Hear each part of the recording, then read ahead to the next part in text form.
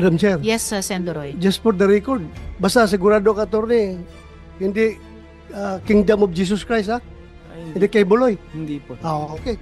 Yun pala. And in fact, Sendoroy, kahit lahat ng KOJC, hindi ko nilalahat. Madam Chair, may I Joel, just before pound we on what continue. you are saying? Matanong ko na rin. I'm sorry, Attorney David, palabas po ba kayo? Magre-restroom break lamang. Sige, pagbalik nyo, gusto ko po kayong matanong. So, unahin ko na siguro si Attorney Galicia. Nako, pero pagbalik ni Attorney David, may uulitin ako kasi meron akong gustong marinig nyo po sanang dalawa. But it's okay, uulitin ko mamaya. So, Attorney Galicia, naasahan ko po na pareho kayo ni Attorney David familiar dun sa Canon 2, Section 11 ng Code of Professional Responsibility and Accountability for Lawyers. Nagpo-provide po yon na, quote, "A lawyer shall not make false representations or statements. A lawyer shall be liable for any material damage caused by such false representations or statements," close quote. Dagdag dun po sa kaso ng Regala versus Sandigan Bayan, GR numbers 105-938 at 108-113, decided noong September 20, 1996, quote, "The Supreme Court ruled that," quote, "it is not within the professional character of a lawyer to give advice on the commission of a crime," close quote. Nag-agree po ba kayo sa prinsipyong ito, Attorney Galicia? Yes, Madam Chair. Alright. Ngayon, yung Canon 2, Section 12 ng CPRA ay nag-i-instruct din na, quote, "A lawyer shall immediately inform a court, tribunal, or other government agency of any dishonest, deceitful, or misleading conduct related to a matter being handled by said lawyer before such court, tribunal, or other government agency," close quote. So bago po ako dumako sa mga tanong sa inyo, mamaya uulitin ko para kay, Attorney David. Welcome back. Tinanong ko lamang po muna kay Attorney Galicia kung pareho kayong familiar sa Canon 2 Section 11 ng CPRA for lawyers. That a lawyer, ito ulitin ko po, "A lawyer shall not make false representations or statements. A lawyer shall be liable for any material damage caused by such false representations or statements." Tapos dun sa kaso ng Regala versus Sandigan Bayan, the Supreme Court ruled that it is not within the professional character of a lawyer to give advice on the commission of a crime. Sumasang-ayon din po ba kayo sa prinsipyo nito? Yes, Your Honor. Salamat, Attorney David. At lastly, dito sa CPRA, Canon 2, Section 12, ay nag-i-instruct din na, quote, "A lawyer shall immediately inform a court, tribunal, or other government agency of any dishonest, deceitful, or misleading conduct related to a matter being handled by said lawyer before such court, tribunal, or other government agency," close quote. I am very aware of that, Your Honor. Maraming salamat, Attorney David. So, bago ako dumako sa mga tanong para sa bawat isa sa inyo, meron po ba kayong gustong sabihin sa komiteng ito? Attorney Galicia? Madam Chair, mga ginagalang po nating mga senador, unang-una po ay pagpasensyahan nyo na po. Hindi ko po alam kung maniniwala kayo, pero hindi po ako masyadong nakakapanood ng mga Senate hearings. Hindi rin po ako masyadong aware sa mga issues dahil marami na po akong hinahandle na mga personal cases ng mga clients ko.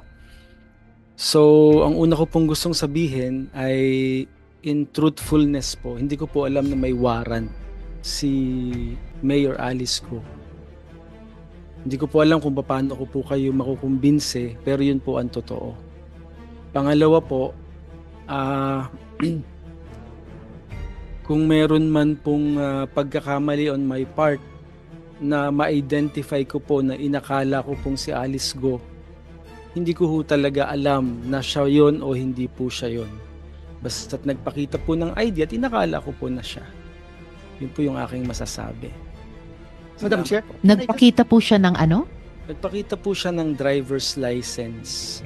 Driver's license. Okay, itatanong po namin iyan mamaya konti kung dahil importante po, bago si Sen Joel, importante po yung sinabi nyong hindi nyo alam kung siya yon or hindi siya yon. Dahil seryosong legal service ang ginawa nyo para sa kanya, pagnotaryo sa dokumento. And I suppose, bawat abogadong magnonotaryo ng dokumento ng isang affiant or isang kliyente, kilala yung taong yon na siya talaga yon. So for the record, at babalikan ko po sa tanong ko mamaya.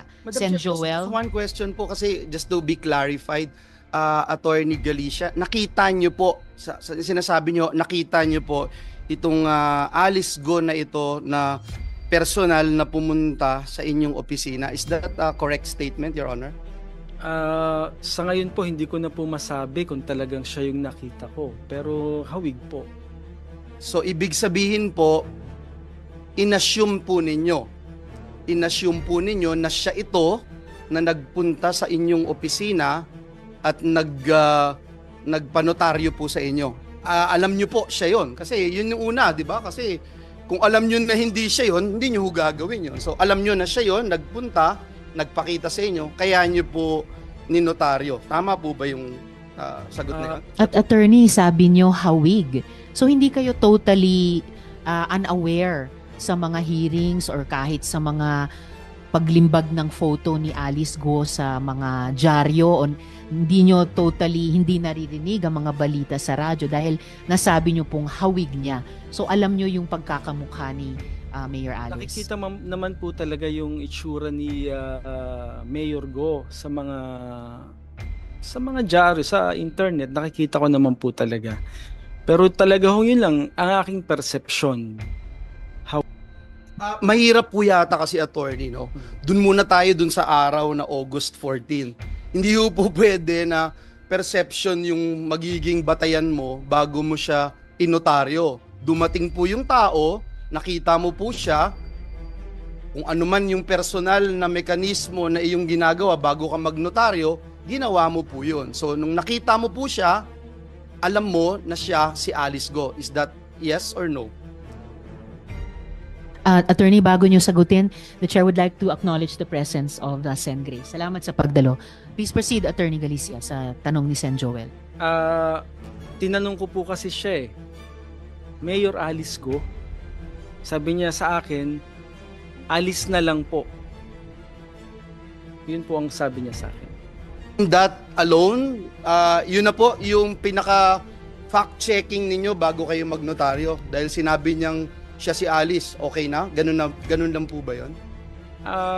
Sa totoo lang po, siguro error nga on my part, pero para po akong nagulat Nagulat po talaga ako na makakaharap ko itong taong ito. Yeah. Bakit kayo nagulat?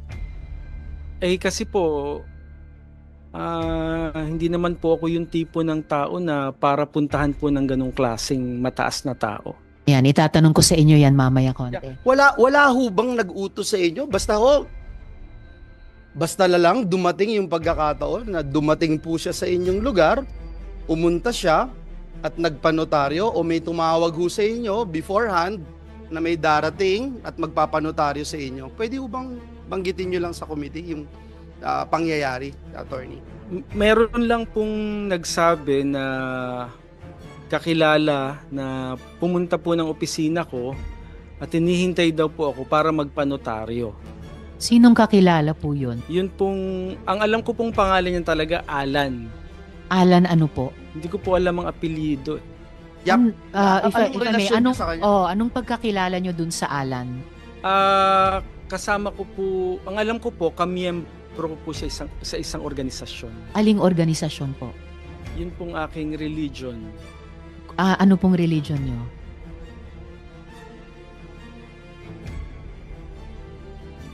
If you may. Pwede ko ba bang hindi sagutin? So, kasama nyo po sa isang relihiyon, si Sir Alan. Opo. Pero hindi nyo alam ang kanilang apelyido. Hindi ko po alam ang apelyido. Okay. So base po doon sa pagkakakilala nyo kay Alan, yun po yung dahilan kung bakit nyo in-entertain si Alice doon sa inyong opisina. Ang wala ho talaga akong alam na magpapanotaryo po siya ng kung sino. Ang sabi lang po ay magpapanotaryo daw. At saka kanina po, attorney, tinanong ni Sen Joel yung tungkol nga dun sa pagpapanotaryo nung Alice Guo sa opisina nyo. Pero actually, hindi sa loob ng opisina nyo, di ba? Doon lang siya sa sasakyan niya, yung Opo. Alice Di Umano na yon. Opo, dun lang. Regular ba kayong ganyang magnotaryo na hindi nyo pinapapasok sa opisina? At saka 7 p.m. Gabi na po. Gabi na po. Oh, may ganyang, parang may ganyang special consideration ba kayo sa lahat ng mga kliyente nyo na pag magpapanotaryo, okay lang kahit gabi na, past office hours, tapos hindi papasok sa opisina nyo at dun lang nasa sasakyan niya? Actually po, parang nahiya po ako na pababain at paakyatin pa sa opisina ko eh. Kasi ang perception ko nga po, siya si Mayor Go. Bakit naman kayo mahihiya? Kami pong lahat na nagtatrabaho sa gobyerno, bababa kami sa sasakyan, aakyat sa opisina dahil meron kaming hinihinging serbisyo sa inyo bilang mga profesional. Tama Baka po. na starstruck kayo masyado kay Malamang Alice po po. eh. Talaga pong nagulat po talaga. Your Honor, Madam Chair, Sen. Joel. sabi niyo po, hindi niyo kilala, hindi kayo nanonood, pero ngayon nahiyaho kayo na pababain siya doon sa sasakyan. Gabi na ho yun, Attorney Galicia. Attorney Galicia, yung pong inyong ninotaryo nakalagay po doon sa notaryo, Madam Chair, and I hope we can put it into the records of this committee. Ang nakalagay po doon, yung pong mga salitang subscribed and sworn before me. Uulitin ko po, subscribed and sworn before me. Yun po yung nakalagay sa dokumento, Madam Chair. And for the record, nagnotaryo po kayo, Attorney Galicia, na sinasabi nyo hawig kasi at hindi po sworn before you. Parang magkaiba po yun, Attorney. Mag-interject si Sen. Sherwin. Actually, sunod na nakalista pagkatapos ng chair sa order of questioning at pinaka-pasensyosong naghintay. Tanong kay Attorney Galicia rin.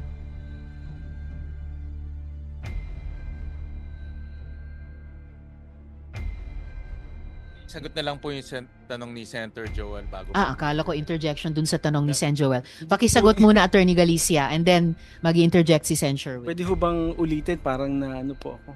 Kasi ho, nakalagay po dun sa, Dun sa ano, dokumento nyo, subscribe subscribe and sworn before you. Pero sabi nyo nung una, hindi kayo sigurado at parang kahawig lang. Pero may binanggit din po kayo, kaya kayo nahiyang pababain dahil si Mayor Alice Go nga yun. So which is which? Actually, pareho po eh. Ano ho kasi talaga eh, nagulat po talaga ako sa kanya eh. Yun naman pong subscribed and sworn is, sabi ko nga po sa inyo, nawala na po ako ng parang nagulat po talaga ako dun sa nangyari eh. Attorney Galicia, bago mag-i-interject si Sen. Sherwin, hindi nga ba mas importanteng siguraduhin yung identity nung nagpe-presenta sa inyong Alice Go dahil sa lahat ng issue sa kanya? Tama po. Naintindihan ko po yun pong sinasabi po ninyo, pero sabi ko nga po sa inyo at that point in time hindi ko na po naisip yun. Madam Ako, Chair, sayang, just sana to put naisip- on record, Madam Chair, Okay, Sen. Joel, and then magkaiba po Sen. Sherwin. yung sinasabi ni Attorney Galicia, itim at puti, hindi ho talaga pwedeng pareho. Hindi ho po pwedeng pareho, no? Kaya unfortunately, Attorney Galicia, I would also remind you na in the 18th Congress dito po sa Senado, we passed Republic Act number 11594 na nagtataas ng parusa sa perjury. I just want to put that on record. Thank you. Salamat, Sen. Joel. And one last bago si Sen. Sherwin, briefly, niretain nyo ba may niretain ba kayong kopya ng ID na pinresent at pinirmahan ba ni Alice Go na yan yung notarial book ninyo as required by the rules? Wala naman pong pinapipirmahan ako na libro para po Hindi ba rules po yon? Pag tiningnan nyo po yun pong form na sinasubmit namin, wala naman dun pong format na nakalagay na kailangang pumirma ang nagpanotaryo. Ido-double check ko po yan, Attorney Galicia. Madam Chair. Could be, and before I call Sen. Sherwin and Sen. Grace, DOJ, can you speak on that? Hindi nga ba rules na pag kami, kahit sino pong tao nagpanotaryo, pipirma sa notarial book? May rules ang- Yusek T. Yes, Madam Chair. May rules ng Supreme Court specifically para sa mga notaryo. At naalala ko, meron talagang requirement doon, no? May mga safeguards to. Kasama doon sa safeguard yung evidence of identity, which is the ID, no? Hindi na pwedeng sedula lang, no? Kailangan ID talaga, current ID, government issued, may pirma at may litrato ng may hawak na ID. At bukod doon, isa din sa mga safeguards yung pipirma mismo sa notarial book yung nagpanotaryo. Hanapin namin ngayon yung specific provision at sabihin namin mamaya. Thank you so much, Yusek T. Sen Sherwin and then Sen Grace. Sundan ko lang po yung tanong ni Senator Joel at ni Senator Risa. Nasabi niyo, Attorney Galicia, na may tumawag ho sa inyong isang certain Alan na kasama niyo sa religion niyo ninyo. Hindi niyo rin matandaan kung sino itong Alan na ito. Tama po ba? Anong last name niya? Hindi ko lang po alam ang apelyido niya. Anong alam oras ko po siya tumawag sa inyo? Actually po, ang tumawag sa akin, sekretarya ko. Sekretarya niyo ang tumawag Na sa inyo? naghihintay daw po sa law office.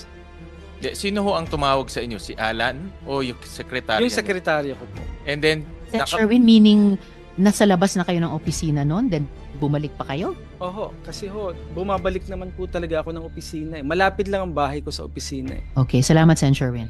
thank you. And then, si Alan ang tumawag sa inyong sekretary. Ang tumawag sa akin po yung sekretary ko na may naghihintay daw na magpapanotaryo. Si Alan ho, sino tinawagan niya?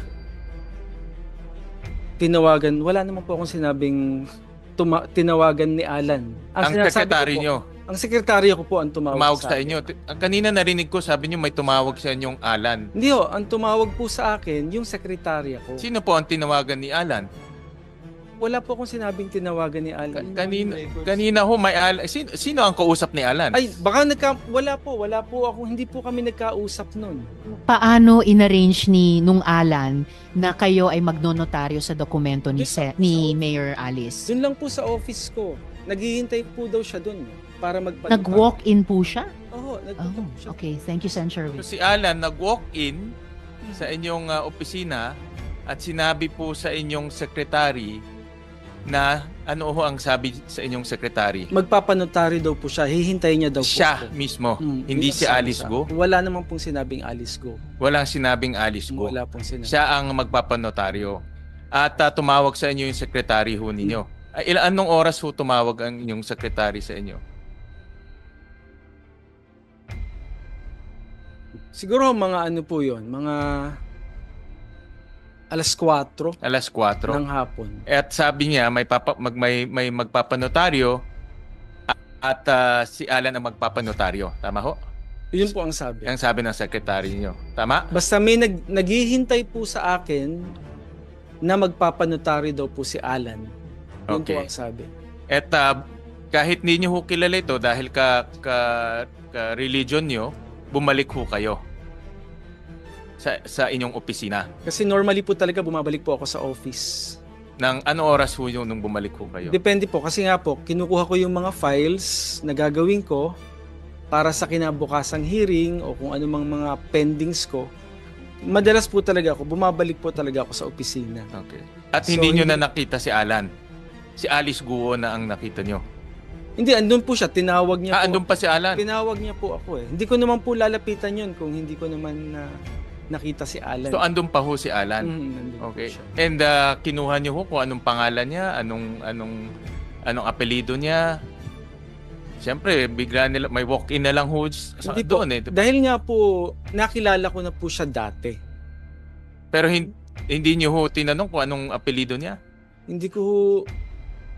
Hindi ko normally tinatanong kasi sa amin po marami pong pagkakataon na makikilala mo yung mga kagrupo namin nang hindi mo naman natatanong kung ano apelyido. Ano ang sabi ho ni Alan? Obviously, hindi ho siya nagpanotaryo, diba? Ano ang sabi ho sa inyo? Sabi po, may magpapanotaryo si Mayor. Yun lang ho ang Yun siya. lang po ang sabi. At nung nakita nyo, narinig ko kay tanong ni Senator Risa, hiningi nyo yung ID. Binigay Anong- niya po yung ID. anong Driver's license po yun. Meron ho kayong photocopy ng ID na yon? Meron po, nandun po, kasama po dun sa dokumentong ninotaryo ko. Kasama doon. Pero hindi nyo ho pinaperma si Alice Guo doon po sa libro. Hindi ko po napapirma sa libro kasi ang alam ko po talaga sa form na sinasubmit ko sa notarial section, wala naman po dong form portion na kailangang papirmahin po yung nagpapanotaryo. Dala nyo ba yung Xerox copy ng ID ni Alice Guo? Wala po akong dala eh. Pwede nyo ba hong sabihin sa inyong secretary na picturean at padala ho dito? Para para po Sige makita ho natin. Sige, papadala ko po. Oo. Madam Salamat sa Sen. Sherwin. Bago ko ibigay kay Sen. Duroy, if you could begin to walk us through that meeting. Si Alice Guo ba ang mismong nag-abot sa inyo ng mga dokumentong panonotaryo niya? Si Alan po ang nagbigay sa akin nun. Okay, so yung Alice Guo nandun sa sasakyan, binigay niya yung dokumento kay Alan, binigay nung Alan sa inyo. Okay, and then, so paano nakapanumpa yung Alice Guo? Hindi na po siya nanumpa sa akin. Sir, attorney, lahat po kami, pag magpapanotaryo, kailangan po kaming manunumpa. So, hindi na nga po siya pumirma sa notarial book, hindi pa siya nakapanumpa. Okay, pagkatapos inabot nung Alan sa inyo, yung mga dokumento, pumasok kayo sa opisina nyo para inotaryo, tama po?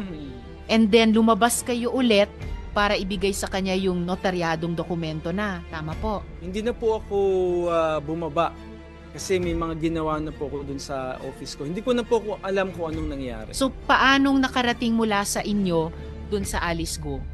Yung Kinuha notarized po ni doc- Alan. yung Alan ang sumama sa inyong umakyat sa Umakyat opisina. ako. Siya na po yung nagbaba nito at you presume ibinigay dun sa Alice Guo. Patawag Okay natin po. si Alan. Yes, madam. Yes, Sen. Grace, we will do that. Just, namimisteryoso ako, parang masyado namang alagang-alaga nyo yung Alice Guo na iyan. Hindi naman just po. to say- Wala po akong ganong intention. Wala Okay, po well, talaga.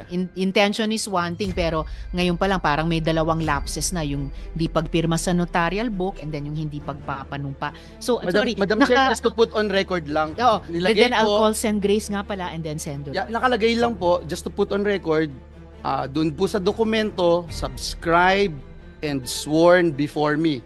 Tapos binanggit po ng ating attorney resource person na hindi po nanumpa sa kanya. Just for the record. Yes, salamat Sen. Joel. So, just before I call Sen. Grace and Sen. Duroy, during this hearing, Attorney Galicia, mukhang importante talagang tanungin kung ano yung sinasabi niyong relihiyon nyo. Kasi it's just a matter of fact. Tapos yung apelyido ni Alan, baka pwede nyo ring ipatanong sa secretary nyo kasabay nung pagpapadala nung kopya nung driver's license nung Alice Guo na hiningi ni Sen. Sherwin, yung apelyido din nung Alan. So, Sen. Grace and then Sen. Duroy. Thank you. First up, before I begin my questions, comments lang. Sa DOJ, kung katulad nito, nakita natin na may lapses yung ating notaryo, no? Parang hindi niya ginagawa yung tamang proseso para mag-verify. Ano ba ang penalty dyan? Nakaka-cancel ba yung pagka-notary niya o abogado pa naman? Madam Chair, may penalties po dito sa Korte Suprema. Maaari po siyang ma-subject to administrative case sa Supreme Court na isa na sa mga paksa ng kaso na yun ay ang pagkansela ng kanyang notarial register, but bukod doon, maaari din siyang humarap sa disciplinary proceedings. Kasi medyo mabigat po ang responsibilidad ng notaryo, lalong-lalo na alam na nga yung mga issues na nangyayari, pero ang dami pa rin hindi nasunod na proseso. Dinig na dinig ko sinabi ni Atty. Galicia kanina na tinawagan siya ng certain Alan. Tapos ngayon, nung sinabi na niya ngayon na dinay na niya na hindi niya alam yung last name ng Alan na yung tumawag sa kanya, nagbago ng statement niya na ang tumawag doon sa kanya, sekretary niya. Hindi ba halata, attorney, na umiiwas ka? Dahil kung si Alan ang tumawag sa iyo, sigurado yan, Alan de la Cruz. Lalabas yan sa cellphone mo eh. Hindi ka man mag-punbok ng first name lang, may plus name yan, Alan de la Cruz. Ngayon, nung tinanong ka kung anong family name ni Alan, nagbago na istorya mo. Sabi mo na, ang nagtawag sa'yo, yung sekretary mo. Dinig na dinig ko, Atty. Kahit i-playback natin yung recordings dito. Sinabi mo kanina, kay yung tanong ni Senator Joel o ni Senator Risa, na may tumawag sa'yo, Alan, huwag tayong maglukuhan dito dahil nakakahiya na, puro tayo lukuhan dito. Ayusin natin ito. Attorney, you are facing a committee na nag-iimbestiga. So, are you holding on to your next second statement na hindi si Alan tumawag sa iyo? Opo, Ipe-play ko yung recording dito.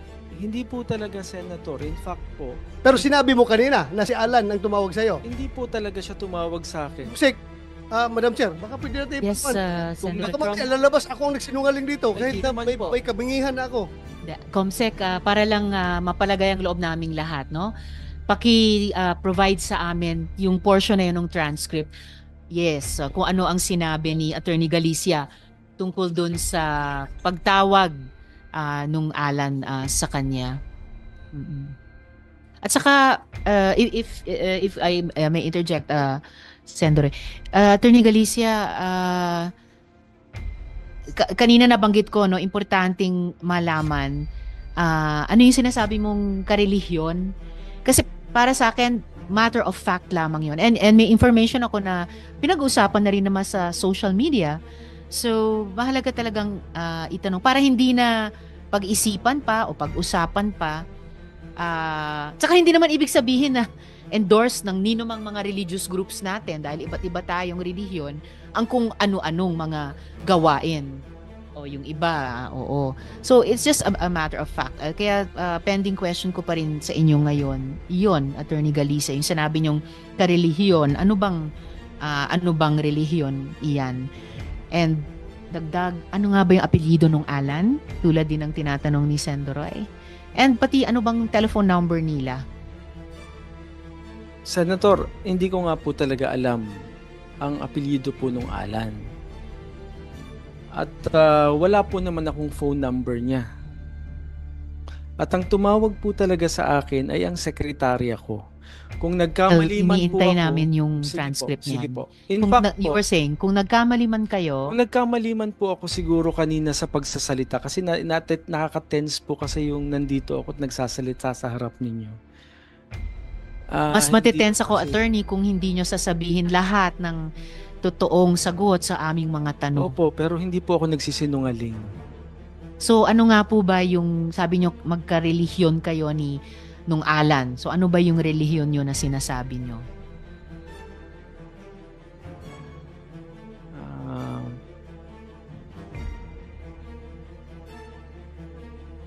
Or kung gusto nyong isulat na lang sa chair and then isasabihin ko sa mga kasamahan ko or babasahin ko ba? I mean, ako, katoliko ako. Pag ako nagkasalanan or kung gumawa ako ng krimen, hindi yun sinasang-ayunan ng simbahan at Santo Papa. Madam Chair, Yes, Sendoroy. just for the record, basta sigurado ka, Atty. Hindi Kingdom of Jesus Christ, ha? Ay, Hindi kay Buloy. hindi po. Okay. Yun pala. And in fact, Sendoroy, kahit lahat ng KOJC, hindi ko nilalahat. Madam Chair, Sen, may I Joel, just before pound we on what continue. you are saying? Kasi Attorney Galicia, baka kasi akalain ng lahat, kahit banggitin na po, lalo ngayon na parang nagkaroon ng lal bago banggitin yung relihiyon, wala akong kinalaman yung relihiyon na sa anumang gagawin po natin dahil sariling desisyon po natin yon. Ngayon, pag hindi nyo po sinabi rin, yun ang magiging dating kasi sa taong bayan na parang pag ganito yung relihiyon, ganito yung gagawin. Hindi po ganon. Kaya paulit-ulit po nating sinasabi yun, walang kinalaman ng anumang paniniwala o relihiyon dito dahil sa huli, ang bawat desisyon na gagawin natin, the decision we make dictates the life we live. So, yun po yun, no? Tayo yung nagdidesisyon sa bawat desisyon natin. Walang kinalaman yung relihiyon. Salamat, Madam Chair. Salamat, Sen Joel. Attorney Galicia, familiar po ba kayo sa Diaryo Arangkada? May Opo. role ba kayo doon? Meron po. Okay, so familiar. Ano pong role nyo doon sa Dyaryo Ako po Arangkada? yung publisher nun. Okay, publisher. So, parte po talaga kayo sa Dyaryo. So, bakit yung sinasabi na di kayo updated sa balita? Hindi ba Arangkada dapat up to date? Hindi ba kino-cover ng Dyaryo Arangkada itong mga pagdinig namin tungkol kay Alice In-expect ko Guo? na po na yun po ay sasabihin po ninyo. Yes. Pero sabi ko nga po sa inyo, I'm just trying to be truthful po sa pagsasalita ko dito. Pero sa totoo lang po, hindi ko po talaga alam na may warrant of arrest siya. Hindi ko alam kung maniniwala kayo sa akin, pero yun po ang totoo. Well, mahirap po sa publisher ng Dyaryo Arangkada. Kung Dyaryo Atrasado, maniniwala ako na hindi nyo alam na may warrant of arrest po sila. Attorney, lumaki daw si Alice Guo sa farm at nakatira sa Tarlac. Bakit kaya sa Bulacan pa po siya nagpanotaryo? Yan po. Alam ko po, tatanungin nyo rin po yan at ang sagot ko po ay hindi ko po alam. Sa lahat naman ng notaryo sa Bulacan, bakit kayo pa po ang pinili niya? No? Hindi ko rin po masasagot. Kung personal Tinanong nyo ba siya kung sino nag-rekomenda sa kanya sa inyo para maging notaryo niya? Wala po akong natanong na ganun eh. Ang sabi niya lang po sa akin, alis na lang po, salamat po attorney at wala na pong gustong tumulong sa akin. Parang I wish that were true, pero hindi totoo eh. Mukhang maraming tumutulong na makatakas at kung ano-ano pa, makagawa ng mga akusasyon laban sa kanya na di umano ay kanyang ginawa at dahan-dahan ay nagsisurface po kami ng mga ebidensya dito sa aming mga pagdinig. So sinasabi niyo po lahat ito coincidence lang na dinami-dami ng mga abogado at notaryo sa Pilipinas na kayo ang napili ni Alice Guo na maging notaryo sa kanya. Siguro po, Senator. Madam Chair, Yes, sir. hindi ko Senator kaya Bell. dahil Attorney Galicia, dahil alam ni Alice Guo na magnonotaryo kayo sa kanya kahit hindi nyo siya kilala, magnonotaryo kayo sa kanya na subscribe and sworn before me kahit hindi siya nakaharap, kaya po siya lumapit sa inyo? Hindi ko kaya ganon? Hindi ko po yan alam, Senator. Pero siguro yun po yung dahilan. Ako, naniniwala po ako, yun po yung dahilan. Kasi sabi nyo kanina, hindi nyo po siya kilala, pero kung hindi nyo po kilala, di dapat mas lalo kayong naging mas maingat dahil gusto nyong malaman yung katotohanan dahil hindi nyo po siya kilala. But then again, hindi nyo po siya pinababa, nasa sasakyan po siya, hindi nyo po siya pinasumpa, hindi nyo po siya pinaglag doon sa inyong logbook, at binigyan nyo siya ng special treatment, kumbaga, attorney. Kaya para sabihin po na usual lang po, hindi po usual yung nangyari po dahil hindi nyo po ginagawa ito lagi-lagi doon po sa inyong opisina. Thank you, Madam Chair.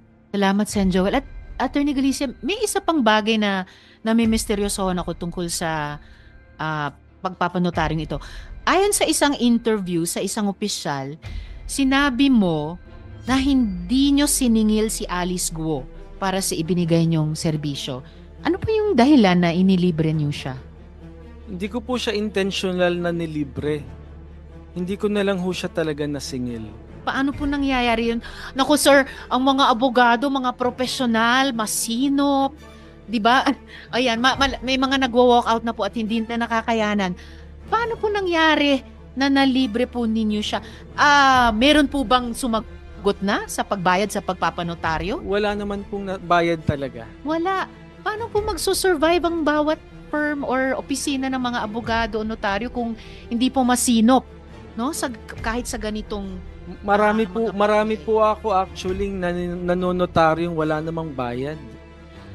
Okay, pero dito kami pinaka-interesado sa taong ito na ninotaryohan nyo ang mga dokumento na hindi nyo pinasumpa, hindi nyo pinapirma sa notarial book, hindi nyo pinababa sa kanyang sasakyan para umakyat sa opisina nyo at nalibre nyo pa sa huli. At inuulit ko po, Attorney Galicia, yung hiling ni Sen Grace, hinihiling na rin po ng chair, pakisubmit in writing kahit sa COMSEC namin yung inyong sinasabing relihiyon na magkarelihiyon kayo ni Alan. Tungkol pa rin sa notarization ni Attorney Galicia, USEC-T, ano po yung mga epekto nitong parang irregular na notarization sa mga filings ni Alice Guo? Ang interest ko dyan, ibig sabihin ba mas bibilis ang pag-andar ng mga kaso? May hearing po tayo mamayang hapon para sa preliminary investigation. 2 p.m. ang schedule. Isa sa mga pag-uusapan na doon sa hearing na to ay ang status ng motion to reopen case with motion to admit counter affidavit ni Alice Guo. Ipapaubayan na lang namin sa prosecution panel kung ano magiging pasya nila dito. Pero para sa akin, matimbang tong mga nabunyag dito ngayon, ano, na may problema tayo sa pagnotaryo ng counter affidavit ni Alice Guo, at bukod doon, galing sa kapatid niya mismo na kasama si Mayor Alice na lumabas ng bansa. Salamat, Yusek T. Nako, 2:00 pala yun. I hope hindi nyo kailangang puntahan yon kasi okay, malapit na po kayong mahuli kung sakali. Sige, bago yung mga tanong naman para kay Attorney David, isang follow-up question kina Director Casio ng PAOK kaugnay nung ipinakita natin kanina kay Miss Sheila na passport sa stamps.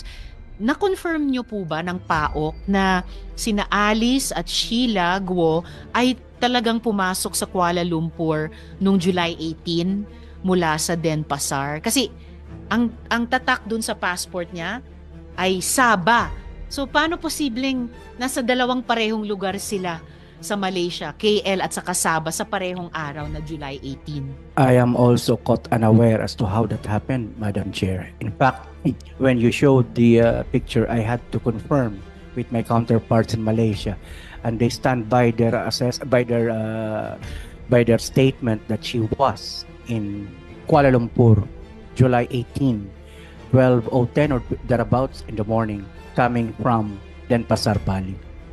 So, ayon sa Malaysian Immigration Authorities, 12:10 ng madaling araw, nasa KL. I am not quite sure about the specific time, but she arrived in Kuala Lumpur from Denpasar, Bali, early morning of 18. Early morning of 18 from Denpasar, Bali. And yung stamp nung pagdating niya di umano sa Sabah ay ibang oras?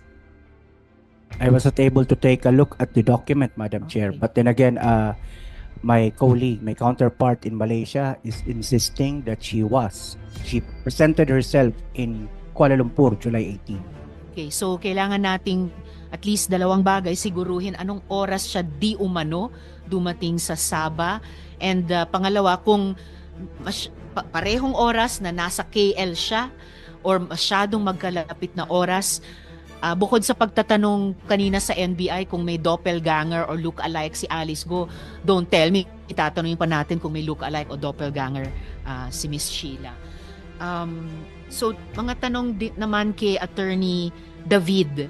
Attorney, sa mga statements nyo sa media, binanggit nyo na nag-exchange kayo ng mga recent calls at maraming recent calls kay Alice Guo. Saan po kayo nagtatawagan?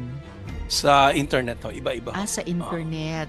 So, pero sa mga internet calls iyon, may area code po ba na number ng ginagamit niya? Wala po eh. Wala. So, hindi ko maitatanong kung mula sa Pilipinas ba siya tumatawag na +63 ang country code. Merong ibang identifying numbers po ba dun sa internet calls nila sa inyo? Pwede mo ma-check para sigurado? Paki-check. Actually, it's good you ask that kasi itatanong ko talaga kung sino ang provider? Globe Smart dito? Sino po ba ang internet service provider dun sa internet calls nyo ni Mayor Alice? Yeah, wala pong number. Walang identifying numbers. Sinong ISP nyo para dun sa internet calls? Ano po yung ISP? Internet service provider. Sinong internet service provider ninyo sa calls na yun? Globe po ako eh. Globe po kayo. Alright. At may proof po kayo sa mga alleged calls na ito at handa ba kayong isubmit yung mga calls na ito sa komite? The alleged number of course will be treated confidential. Gusto ko rin po, pero meron po kasi akong lawyer-client privilege. At I hope you understand na may oath po ako to maintain the whatever information na binigay sa akin. Okay, anong app ang gamit ninyo? dito sa internet calls na ito? Ako po, meron po akong Telegram, Mhm. Signal, Viber, Messenger, WhatsApp, WeChat. Marami ho. Lahat. Aha. So, alin ang ginagamit nyo ni Mayor Alice sa pagtatawagan ninyo recently? Paiba-iba ho. Dati ho, Viber. Okay. Noong una ho, before, when we were still attending the Senate hearing, we were using the regular Globe number. Yes. And then we shifted to Viber and then Signal. And lately, we were using the WeChat.